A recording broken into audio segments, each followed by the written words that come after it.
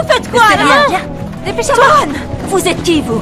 Tu es mon fils. Maman, tu n'es pas le fils de cette dame. la dame? J'en sais rien, c'est une dingue. Vous m'avez volé mon fils. Lâchez-le. Non. Lâchez-le. La laissez pas filer. Cette tarée a essayé d'enlever mon fils.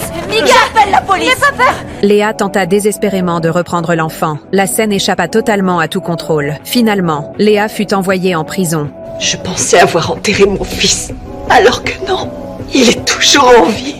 Et je vous promets une chose, c'est que si votre fils est encore en vie, je vous le ramènerai. Je n'ai qu'une parole.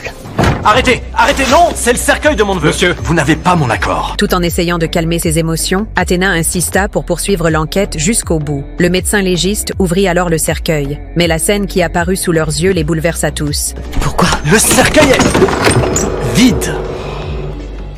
Cet incendie impitoyable avait tout détruit. Ils ne retrouvèrent même pas le moindre fragment à enterrer. En écoutant cette vérité cruelle, Athéna ressentit un mélange d'émotions indescriptibles. C'était pas mon fils dans le cercueil. Non, Je le savais. il restait plus rien à enterrer. Non, il n'y avait rien parce que mon fils n'est pas mort. Il n'est pas mort dans l'incendie. Cette femme l'a enlevé. J'ai les résultats du test ADN. Le rapport ADN montrait que Cameron correspondait parfaitement à Heather. Cela signifiait qu'il était réellement son fils biologique, et non elle l'enfant disparu de Léa. Mika est partie. Mais j'étais tellement sûre. Quand je l'ai vu, j'étais sûre. Je l'ai senti, j'en étais persuadée.